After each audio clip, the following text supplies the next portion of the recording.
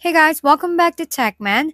Today, let me show you how to fix Elementor Enable Safe Mode error.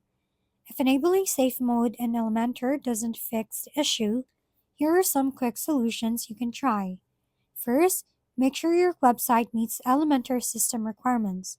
If memory is too low, increase it by editing your wp-config.php file or asking your host to raise your PHP memory limit.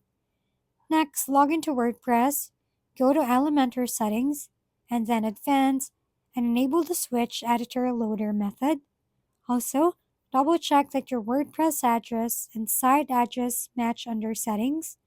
Click on General, since mismatched URLs can cause blank or gray page errors. If the problem persists, test from another computer or browser to rule out add-on conflicts. You can also check for plugin conflicts by deactivating all plugins except Elementor and reactivating them one by one to find a culprit. Finally, if none of the steps solve it, reach out to Elementor support for advanced troubleshooting. If we've been helpful, kindly give us a thumbs up and don't forget to hit the subscribe and bell button for more contents. For any questions and suggestions, comment down below.